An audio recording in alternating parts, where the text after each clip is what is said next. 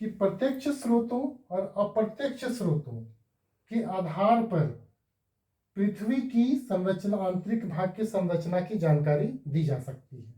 तो उसी को आधार बनाते हुए, है ना, हमने क्या बोला, उपरोक्त स्रोतों को आधार बनाते, उपरोक्त स्रोतों मतलब प्रत्यक्ष स्रोतों और अप्रत्यक्ष स्रोतों को आधार बनाते हुए विद्वानों ने पृथ्वी के आंतरिक भाग की जानकारी देने का प्रयास किया है, जिसे दो वर्गों में बांटा गया है।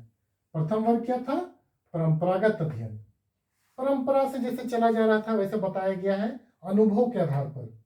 विद्वानों के द्वारा दिया गया, जिसमें सुयस महोदय का नाम बहुत बढ़िया से आता है, जिन्होंने 3 लेयर बताया था,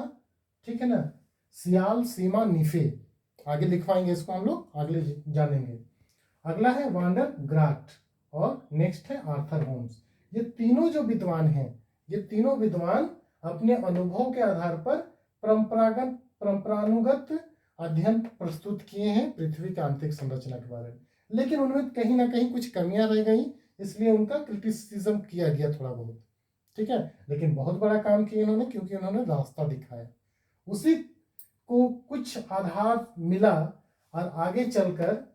भूकंपीय तरंगों के आधार पर बाद में एक वैज्ञानिक विधि के तहत पृथ्वी के आंतरिक संरचना, पी वेव्स, एस वेव्स और एल वेव्स का जो गति है, उस गति के आधार पर और किस क्षेत्र में वो जाता है, किस क्षेत्र में नहीं जाता है, उसके आधार पर हमको पता चला कि पृथ्वी का आंतरिक भाग में कहाँ ठोस है, कहाँ द्रव्य भाग है और कहाँ गैसीय भाग है। तो ये चीजें कंप्लीट हुई।